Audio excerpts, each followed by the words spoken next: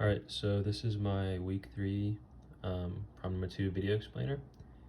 So in this problem we are dealing with, basically we're trying to find the ratio of the radius of the moon's orbit around the Earth to the Earth's radius.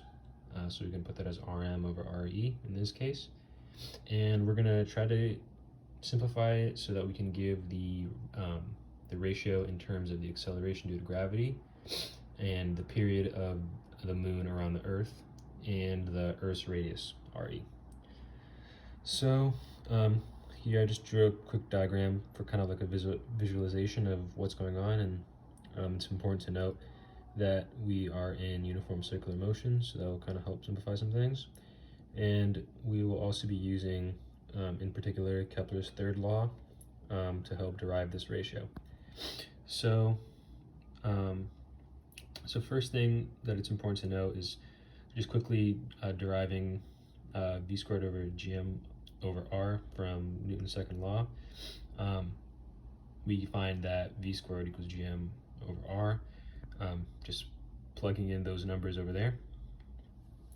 And that equation will be useful for us when we are putting everything in respect to the period. So we know that the velocity is equal to 2 pi r over the period. So we end up substituting, just solving for 2 pi over t.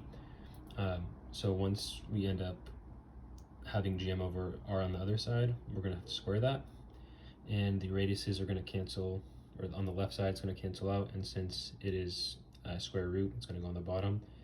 So after a little bit of simplification, we're going to find that the period is equal to r to the 3/2 power times 2 pi over gravitational constant times the mass of the Earth. And just to show the use of Kepler's third law, if we square both sides, we're going to find that the period squared is going to end up being proportional to the cube of the radius. So now we also know that little g, so in terms of the Earth's radius, is equal to the big G times the mass of the Earth over the radius of the Earth squared. And using that equation we just derived, we're going to get the big G times the two masses over r squared, and this is all going to be in terms of the radius of the moon's orbit around the Earth, and that's going to be equal to mv squared over r. So then we're going to use the first equation we just used to essentially substitute it into the second equation you see on your right hand side.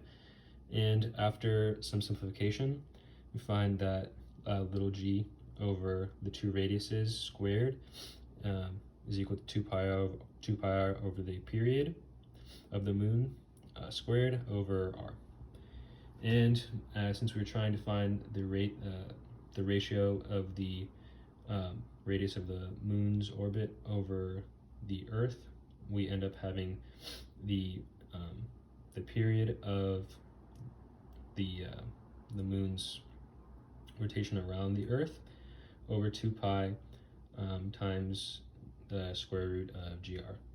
And then you're just supposed to plug in some values, and one kind of small thing I ran into was that value I found, 0.005, is seemingly quite small, because just thinking about it,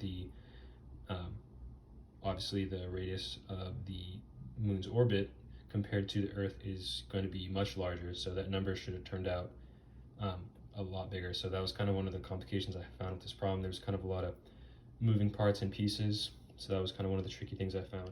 And just in terms of how it relates to what we've been doing in class, just more ideas about uniform circular motion, Kepler's laws, but particularly the third law, and just different celestial objects orbiting, and yeah, just distinguishing between the big G and little g, and yeah.